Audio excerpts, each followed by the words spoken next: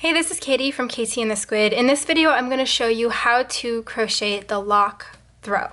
If you like things crochet and yarn related, be sure to subscribe to my channel. I share lots of crochet tutorials as well as yarn related videos and product reviews related to crochet. So the Locke Throw is a super simple pattern. I actually designed this pattern while I was pretty sick, and it's just a really nice mindless pattern that doesn't really take a lot of thinking, and it works up really quickly using a bulky weight yarn. So this pattern is worked from corner to corner on a bias. It's not using the corner to corner stitch, but it is worked from corner to corner. So basically we're going to start with just a couple stitches. We'll increase until we get to the full size of the blanket, and then you'll decrease to finish off the other half. So this project is really easy. I would say it's beginner friendly with this video because I'm going to give you a better visual of what it looks like. If you are a beginner, you might not just be able to go off of the pattern, so I suggest watching this video if you are a beginner. To follow this pattern, you will need to know how to chain, single crochet, half double crochet, slip stitch, and then single crochet two together. If you don't know how to do those, I suggest looking them up. I do kind of show you how to single crochet two together. So if you know how to do those things, you should be able to follow this pattern. For this project, I'm using Safari Chunky from King Cole. This yarn is a chunky or a bulky weight yarn. It's 100% premium acrylic and 311 yards per ball. The color that I'm using is Wilderness, and I ended up using 7 balls for my sample. You will also need a 6.5mm hook or a hook to obtain the correct gauge, so be sure to do a gauge swatch and measure your gauge. If you're not sure how to do that, I will link to a video that explains pretty in depth how to do a correct gauge swatch. You'll also want at least 2 stitch markers. You might want more to help you keep track of your rows, but you'll need at least 2 to follow the pattern. These are available through my Etsy shop. I designed them after my cats. Of course, you don't have to use these cute little stitch markers. You could use safety pins or bobby pins or scrap pieces of yarn. I just think it's fun to use these. I will also link to where I got this handmade hook from Etsy. So to begin, we are going to chain 2.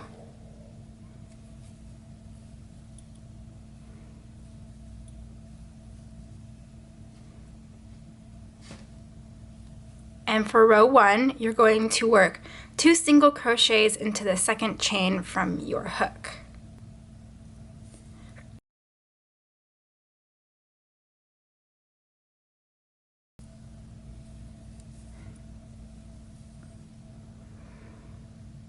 Row 2, you'll chain 1 and turn, and then you'll work 2 single crochets into each stitch, so you'll have 4 single crochets.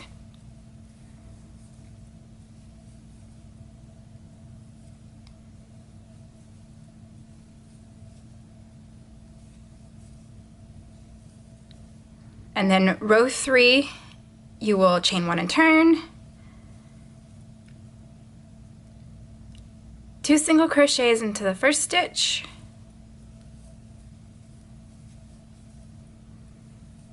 and then you will single crochet into each stitch until you get to the very last stitch.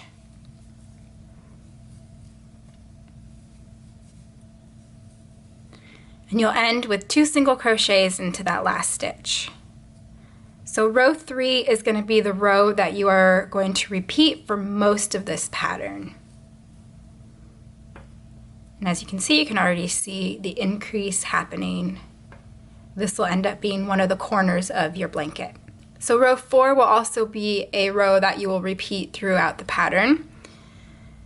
So row 4 is a chain 1 and turn, half double crochet into the first stitch, slip stitch into the next stitch, and then you just repeat that all the way across. Half double crochet into the next stitch, slip stitch into the next, half double crochet into the next, and slip stitch into the next. So row 4 is, or every repeat of row 4 is going to be the only row that you're not increasing. Every other row you're going to be increasing. So rows 5 through 7 are going to be a repeat of row 3. So you'll single crochet twice into the first and last stitch and just single crochet all the way across. So row 5 you'll chain 1 and turn, 2 single crochets into the first stitch, and then 1 single crochet into each stitch until 1 stitch remains. Now some people have a hard time working into the slip stitches of the previous row. So a little bit of a tip is, first of all, you can make sure that you're not doing those slip stitches too tight, because if you do them too tight, it's going to be hard to get your hook into that stitch. Also, you want to kind of maybe turn your work a little bit to try and see where those slip stitches are. Usually the very first stitch, because that last stitch of row 4 was a slip stitch, usually that's the hardest one to get into. So just make sure that you're making your slip stitches not too tight. So again, it's 2 single crochets into the first stitch, and then single crochet into each stitch until 1 stitch remains.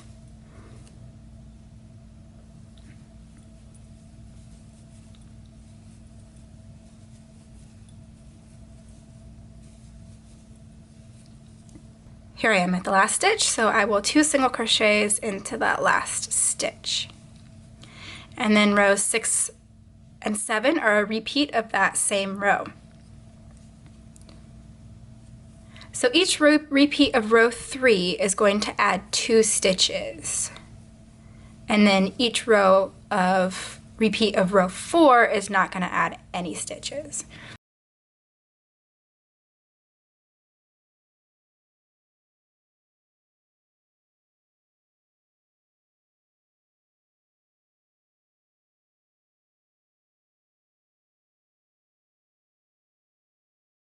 So here's the last stitch. I'm doing 2 single crochets into that last stitch. So that's the end of row 6. So row 7 is just a repeat of the same row.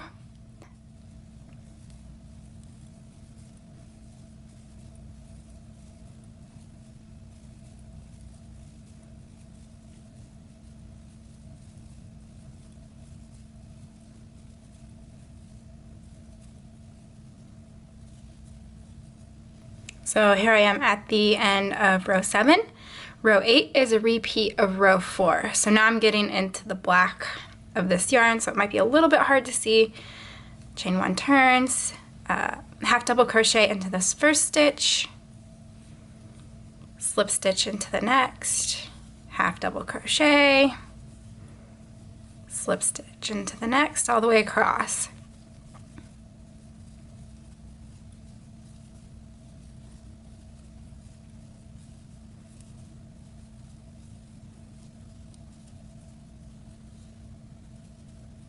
So here I am at the end of row 8. So each repeat of row 4 is going to be worked on the wrong side. So you can see this is the right side. So the right side is the side that has the texture from the wrong sides of those half double crochets. So it's important to keep this in mind. It'll help you keep track of where you are, because you know that that repeat of row 4 is always going to be on the same side of your work. Next is just a repeat of rows 5 through 8 for the entire length of the increase rows of the blanket. I don't have that number in front of me right now, but I'll put it on the screen how many rows you need to work. So I'm just gonna repeat that 5 through 8 a couple more times, or maybe one more time, just so you can get a better visual of what it's going to look like. When you finish all of your increase rows, your blanket should look something like this, only much, much larger. If you'd like to adjust the size of your blanket, this is the point where you would do it. And I'll give you a few tips. So if you are following the pattern the way it's written, from here at the point of your starting chain across this side and across this side should be about 50 inches, and that'll be about the finished size of your blanket. So it'll be 50 by 50. And I think that's a good size for a throw. Of course, you can make this larger or smaller if you'd like. It's totally up to you. The way that you would do that is you simply repeat rows 5 through 8 as many times as you want. Just make sure that you end on a repeat of row 8 or it's the repeat of row 4. And then the rest of the pattern will work just fine. The row counts will just be a little bit different. But I do have a couple tips for you if you are adjusting the size, especially if you are working with a limited amount of yarn. So by the time you get through all of your increasing rows, you should use a little bit less than half of all of your yarn, because you want to make sure that you have a little bit leftover yarn by the time you finish all the decreasing rows to finish your trim. So if you have, for example, I used 7 balls, and I think by the time I got to the end of the increasing, I had used 3 balls plus a little bit extra of the 4th ball. So that was a little bit less than half of all of the yarn that I used. And like I said, as long as you end on a repeat of row 4, the rest of the pattern will work just fine. So next we're going to start the decreasing rows. Before we do that, we want to place a stitch marker on the first and last stitch of this last row. So I'll go ahead and do that. And the reason we want to do that is because next we're going to start decreasing. And when we make our trim, we want to make sure we know where the corner of our blanket is, because that's where we'll add our extra stitches to round the corner with the border. So I'm just going to place a stitch marker here, and you'll leave that there to help mark where you add your extra stitches for the border. Another tip I have for you that I didn't mention with stitch markers, if you need help keeping track of how many rows that you've worked, you can place some stitch markers every, I don't know, 20 rows or so, just to help you keep track of how many rows that you've worked. Now I'm going to start the decreasing rows. And the decreasing is basically just the opposite of what we've been doing to increase. So instead of working our increases for those 3 rows, you know, the rows 5 through 7, how we increased on the first and last stitch, we're just going to decrease on the first 2 and last 2 stitches. So for the first row, we will chain 1 and turn, and then you're going to work a single crochet 2 together over the first 2 stitches. So pull up a loop in the first stitch, pull up a loop on the second stitch, yarn over, pull through all 3, and that's a single crochet 2 together.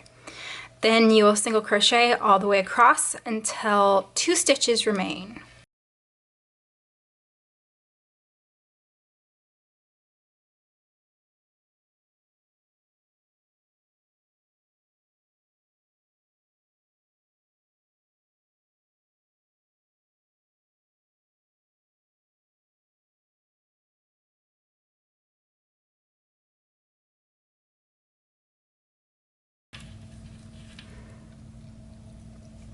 So here I have 2 stitches left, and then I'll do a single crochet 2 together over those last 2 stitches.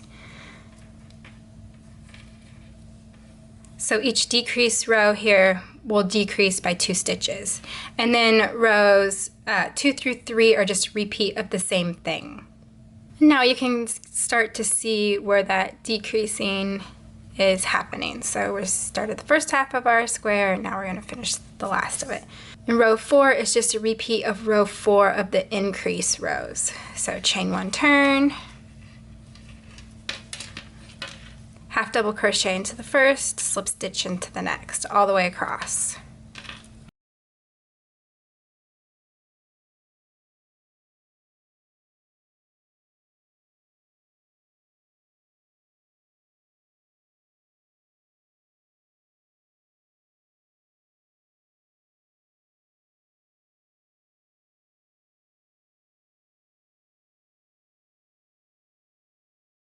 And there's row 4. Next, you're going to repeat rows 1 through 4 until you have 6 stitches left in your row. So I'll do that and I'll come back. Here I have 6 stitches left. I ended on a repeat of row 3, but remember our repeat includes row 4. So I'm going to repeat row 4 one more time. Half double crochet, slip stitch all the way across.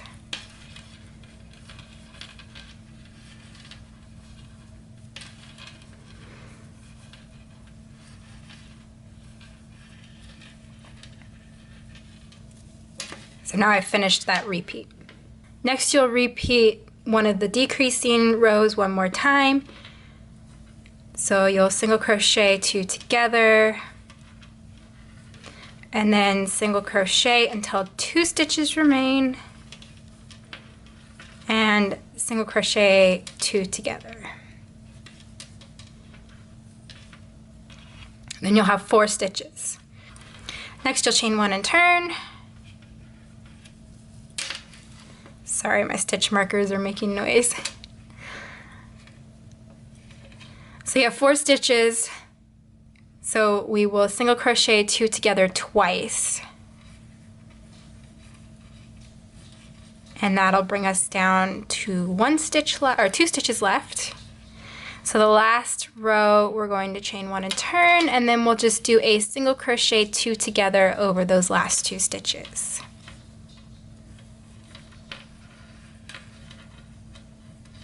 And then that's the end of the body of the blanket. So now we'll finish with a border, and I just did a really simple border because I thought there was a lot going on with the different color, the long striping color change of the yarn.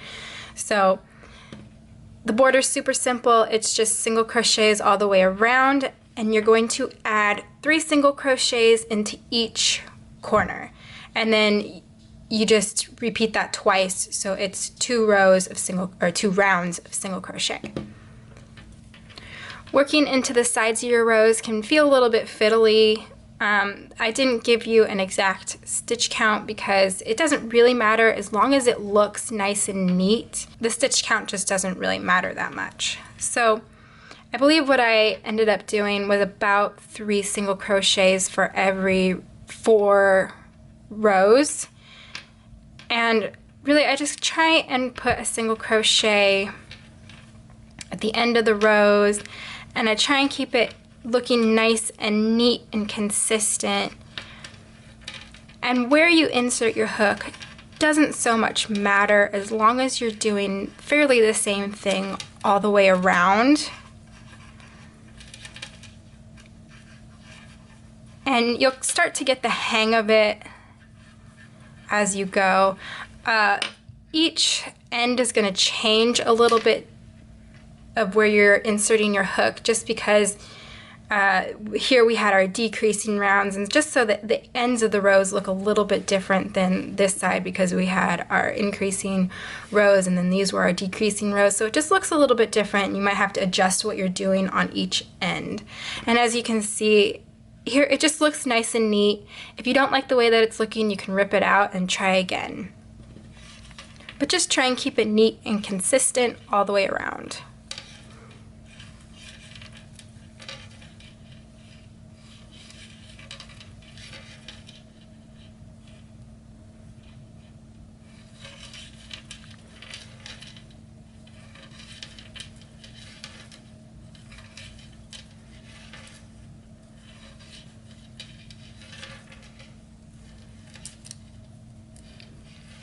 So here I am at where I placed my stitch marker, because I know that is the corner. So I'm just going to take my stitch marker out, and I know I need to add 3 single crochets here.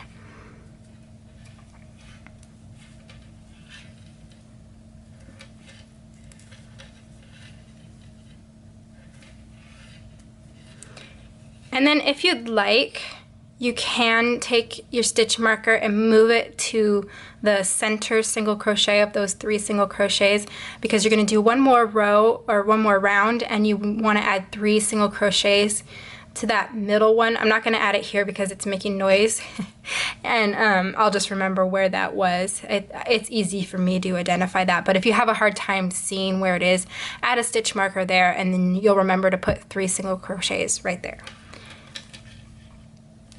And then I'll just go all the way around, and then we'll repeat this round one more time. So I'll go around and I'll show you what it looks like after the first round. Here's what it'll look like after your first round of your border. I added my 3 single crochets to each corner. Now here you can join to the first stitch of the last round if you'd like, or you can just keep going in a continuous round. I'm going to single crochet into each single crochet, and then when I get to each corner, I'm going to add 3 to each corner just like I did before. So I'll do that, and then I'll show you how to, I'll talk about how to finish up the blanket. And here is a finished smaller sample of what your blanket will look like. Now I don't know if you can tell, but if you probably be able to tell on your finished blanket, it is not absolutely perfectly square, and there's a few reasons for that, and there's a few things that you can do to kind of help. So first of all, you can block it, and by blocking I just throw my finished blanket in the wash, and that works really well. It'll soften it up a bit and make it easier to kind of fold and shape fold it and into shape. But the reason it's not kind of perfectly square is because our stitches are worked on the bias, and when they're worked on the bias, they pull a certain way, and so it's just not going to be perfectly square no matter what you do. And it doesn't bother me very much. I mean, you can see it's not off by that much, but you will be able to see it in your finished blanket. When you fold it in half, it might be a little askew, but it's really easy. When you fold it in half, you want to put it on a bed or a couch or something. It's just easy to kind of put it into place, and it'll still look really nice. So like I said, when you're done, you probably will want to block it. I like to block my blankets because there's a big difference between the feel of the fabric. It's not going to change the size very much, but you'll notice when you wash it, it just gets a lot softer, and I think it makes for a nicer blanket. So here's some photos and some clips of the finished blanket. I hope you enjoyed this video tutorial. If you make this blanket, be sure to tag me on social media. I'd love to see them. And I will see you guys in the next video. Bye.